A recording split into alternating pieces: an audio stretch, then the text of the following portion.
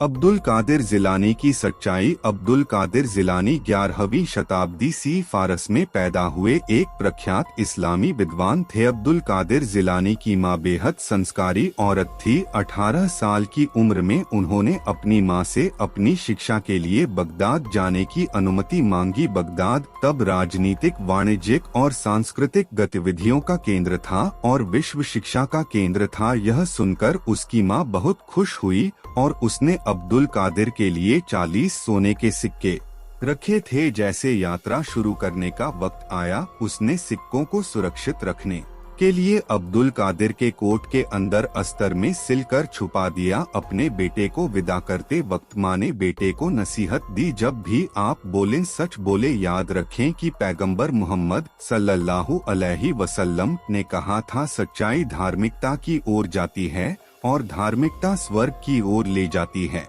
और कुरान हमें बताता है, हे तुम जो विश्वास करते हो, ईश्वर के प्रति अपने कर्तव्य से सावधान रहें और सच्चे के साथ रहें। कुरान 9:119।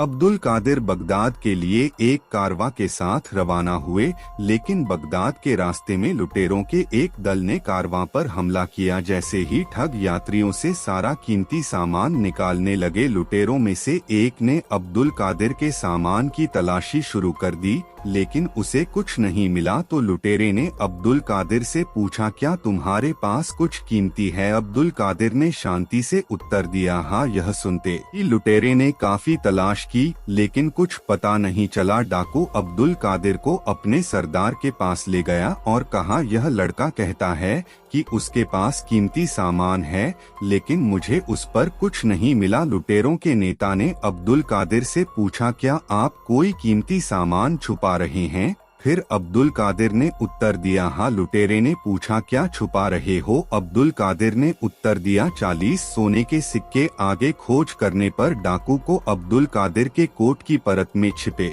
सिक्कों का पता चला। तमाम अफरा तफरी और दहशत से त्रस्त यात्रियों के बीच अब्दुल कादिर का चकाचौंध भरा व्यवहार और जो कीमती सामान वह छिपा रहा था, उसे स्वीकार कर सच बोलना लुटेरे के लिए हैरान करने वाला था। लुटेरा अब इस लड़के के बारे में और जानने के लिए उत्सुक था, जो डरता नहीं था और सच बोलने पर जोर देता था। डाकू ने पूछा, तुम्हारा नाम क्या है और तुम कहां से आए हो? उसे जवाब मिला, मेरा नाम अब्दुल कादिर है और मैं फारस के जिलान प्रांत से आता हूँ। कहाँ जा रहे हैं? मैं बगदाद जा रहा हूँ। आप बगदाद में क्या करने की योजना बना रहे हैं? मैं ज्ञान प्राप्त करने के लिए सबसे बड़े विद्वानों के साथ अध्ययन करना चाहता हूँ। तुमने सच क्यों नहीं छुपाया और अपने सोने के सिक्कों को हमसे सुरक्षित नहीं रखा? अब्दुल कादिर ने अपनी मां द्वारा दी गई सलाह और पैगंबर और कुरान के निर्देश हमेशा सच बोलने के बारे में बताया। यह सुनकर लुटेरा पछतावे के साथ हार गया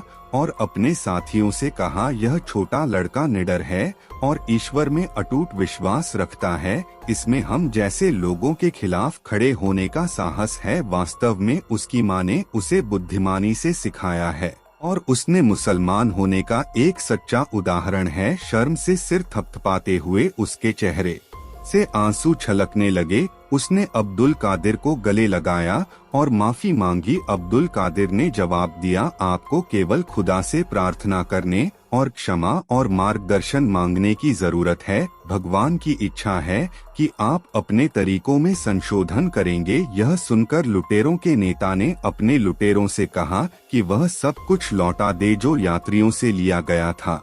फिर वह चिल्लाया, हे भगवान, इस जवान लड़के ने हमें सीधा रास्ता दिखाया है, कृपया हमें क्षमा करें और हमें सही मार्ग पर ले जाएं। इस तरह एक युवा लड़के के लिए एक मां द्वारा सोची गई सच्चाई के एक साधारण नैतिक मूल्य ने लुटेरों के एक समूह को उनके जीवन को बदलने के लिए प्रभावित किया। आगे चलकर अब्दुल कादिर जिलानी इस्लामी न्यायशास्त्र के एक महान विद्वान और शिक्षक बन गए। इस कहानी से हमें यह शिक्षा मिलती है कि जो सच्चे होते हैं वह महान व्यक्ति बन जाते हैं। हमेशा सच बोले माँ बच्चों की सबसे अच्छी तरबियत कर सकती है।